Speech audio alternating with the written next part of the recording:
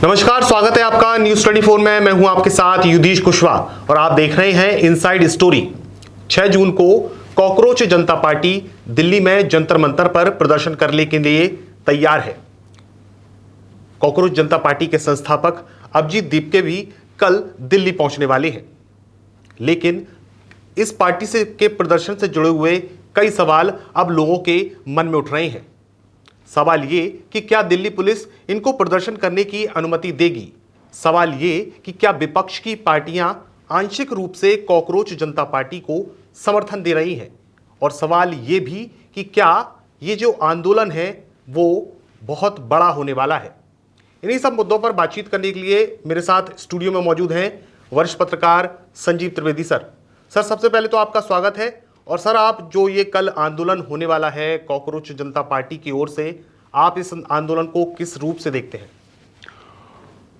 देखिए, कॉकरोच जनता party CJP जैसे नाम रखा गया है, और ये एक सटायर की तरह है। जैसे बीजेपी उसी तरह से सीजेपी, तो कह सकते हैं कि डिजिटल सटायर है ये। और अभी तक ये मीम में या सोशल मीडिया के स्पेस में तरह तरह से सामने आई है। कोई ठोस ज़मीन पर इसके द्वारा कोई आंदोलन किया जा रहा हो या फिर प्रस्तावना हो ऐसे आंदोलन की, वो तो आपको 6 जून को ही दिखेगा कि संभव हो पाएगा या नहीं। लेकिन इसकी जो तैयारी है वो बदस्तूर बहुत तरीके से की गई। और 16 मई को मुझे याद है जब पहली दफ़ा इस पार्टी का एक वेबसाइट तैयार किया गया, और मजाक में वो वेबसाइट और उसके बाद वो ट्विटर हैंडल और इंस्टाग्राम और सब पर जब ये कॉकरोच जनता पार्टी के नाम से आया, तो लोग बाग एक बार की जुड़ते चले गए। और उसका नतीजा ये हुआ कि जो कॉकरोच जनता पार्टी के समर्थक माने जाते हैं वो दावा कर रहे हैं कि 2 करोड़ से ज़्यादा हमारे समर्थक हैं। इतने तो कांग्रेस पार्टी या भारतीय जनता पार्टी के भी नहीं हैं। तो ये एक डिजिटल स्पेस का मामला था। लेकिन 6 जून को आप देखेंगे कि ये डिजिटल स्पेस से ठोस ज़मीन पर आता है या नहीं आता है, क्योंकि ये सरकार का विरोध करने वाले लोग हैं और सरकार का विरोध करने के लिए एक आंदोलन खड़ा करना चाहते हैं। और जैसा कि आपने बताया, इसके जो संस्थापक महोदय हैं अभिजीत दीपके, वो बॉस्टन से लौटेंगे भारत, और भारत लौट करके सुबह 8 बजे उनकी अपील है कि वो जाएंगे दिल्ली के पार्लियामेंट स्ट्रीट थाने में पड़ता है जंतर मंतर, तो पार्लियामेंट स्ट्रीट थाने जाएंगे, वहाँ जाकर के परमिशन मांगेंगे।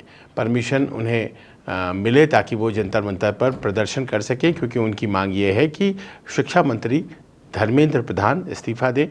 ऐसे में जबकि सीबीएसई और एनटीए ये दोनों ऐसे मसले सामने आए हैं जो कि सिस्टम की फेलियर के बारे में बताते हैं, और एक ऐसे मंत्री के बारे में कहानी कहते हैं जो शायद अपना काम नहीं कर रहे हैं।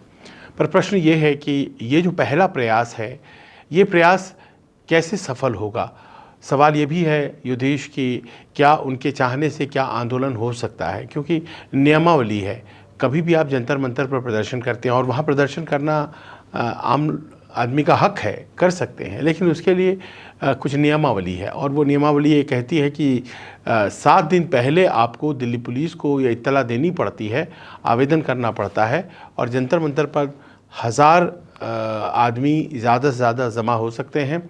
उससे ज़्यादा आदमी अगर आपके पास हैं, आंदोलन में आना चाहते हैं, तो रामलीला मैदान है जो 50,000 तक के लोगों के लिए है। ये आंकड़े थोड़े बढ़ते हैं, थोड़े घटते हैं, क्योंकि किसी के कंट्रोल में नहीं होता है। लेकिन जंतर मंतर पर हमने बहुत आंदोलन देखे हैं, उन्हें परमिशन मिला है।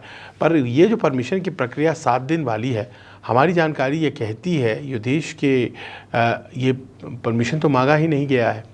तो अगर मांगा नहीं गया है और एक बारगी जंतर मंतर पर परमिशन मांगने के लिए पार्लियामेंट स्ट्रीट के थाने पहुंच जाती है अभिजीत दीपके और उनके समर्थक, तो क्या ये संभव हो पाएगा? क्योंकि पार्लियामेंट स्ट्रीट थाने में लोगों को जमा होने के लिए कहा गया है, तो वो जो इलाका है वो तो ऐसे जोन में आता है जो हमेशा 144 धारा लगी रहती है वहाँ पर, तो कितने लोगों को जमा होने दिया जाएगा। तो ये तमाम मसले हैं जो अभी तक अनसुलझे अनबुझे हैं। इंतज़ार है कुछ घंटों का, देखना है कि क्या होता है। सर, अगर अभिजीत दीपके वहाँ पुलिस स्टेशन पहुँचते हैं और वहाँ उनके साथ कई लोगों का हुजूम मौजूद रहता है, उसके बावजूद क्या ये दिल्ली पुलिस उनको अनुमति नहीं देगी? उसके अलावा सर मेरा एक सवाल ये और है, इस पार्टी से जुड़े हुए कई बड़े नाम भी आए, जैसे सोनम वांगचुक हैं जो पार्टी को समर्थन दे रहे हैं, इसके अलावा प्रकाश राज हैं, और आंशिक रूप से महुआ मोइत्रा टीएमसी की सांसद थी जिन्होंने सोशल मीडिया पर उसका समर्थन किया था, अखिलेश यादव भी उसमें शामिल थे। तो आप इनको कैसे देखते हैं, जो विपक्षी पार्टियां हैं, क्या वो इस आंदोलन को समर्थन करेंगी? देखिए, जैसा कि एक सिस्टम है कि अगर आपको प्रोटेस्ट करना है तो पहले आपको अथॉरिटीज़ को बतानी पड़ती है, और वो प्रोटेस्ट शांतिपूर्ण तरीके से हो, इसके लिए ज़रूरी होता है कि पुलिस डिप्लॉयमेंट हो।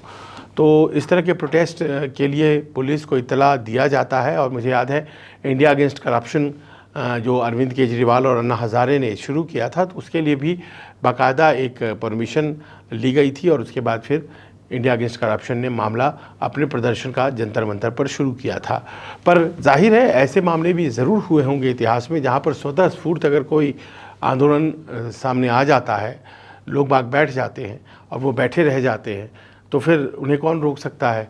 और पूर्व में बहुत से आंदोलन ऐसे हुए ही होंगे, क्योंकि अमूमन सत्तापक्ष इस तरह के परमिशंस देने में आगे नहीं आता है। उसे यह लगता है कि ये तो हमारे ही खिलाफ हो रहा है, तो हम अपनी पुलिस को कैसे कहें कि आप परमिशन दे दीजिए।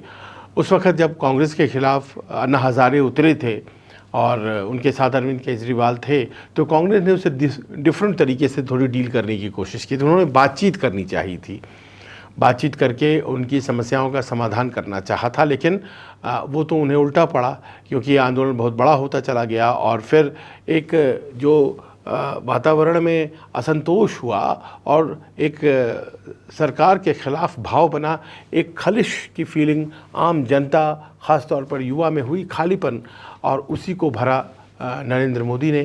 क्योंकि वो जो खालीपन के क्रिएट फीलिंग करने वाले लोग थे, आम आदमी पार्टी जो बाद में बनी, इंडिया अगेंस्ट करप्शन उस वक्त कहलाती थी, उनके पास स्ट्रक्चर नहीं था देश में कि वो उस वैक्यूम को भर सकें जो कांग्रेस के नॉन गवर्नेंस या मिस गवर्नेंस से क्रिएट हुआ है।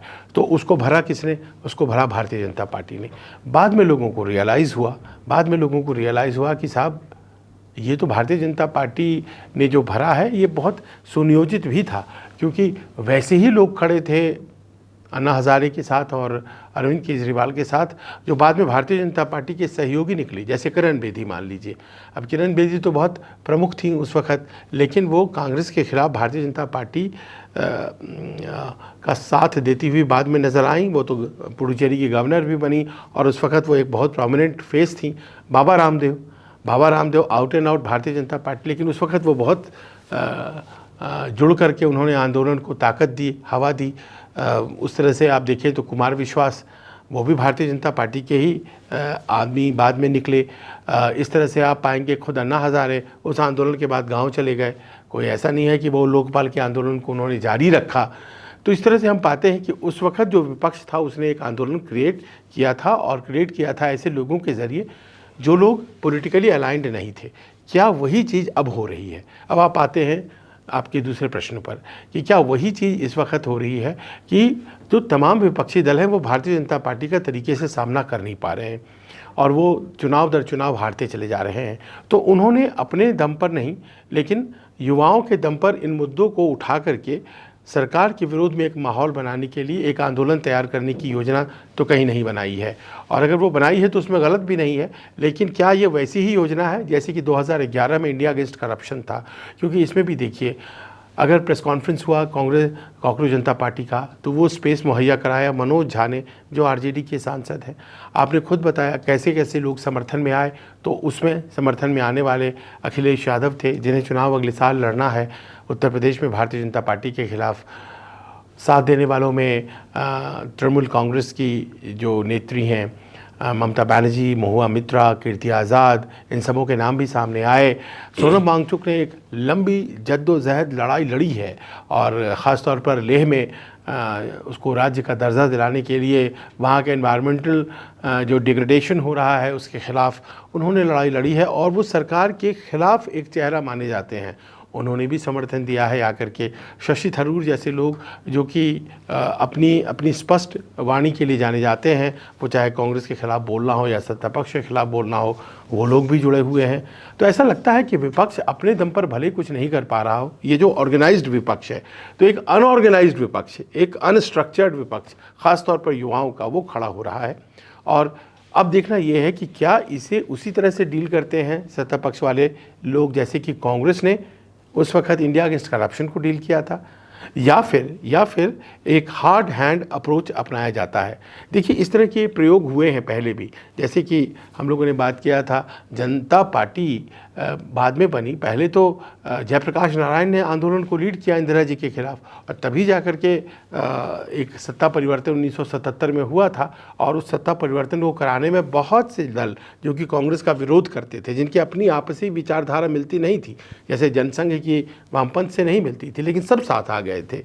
तो क्या ये वक्त आ गया है भारतीय राजनीति में आज की तारीख में कि उसी तरह का कोई आंदोलन खड़ा होने जा रहा है, या फिर कुछ ये ऐसा आंदोलन है जो कि डिजिटल मीडियम में तैयार हो गया और ठोस ज़मीन पर आते आते उसकी जो है हवा निकल गई?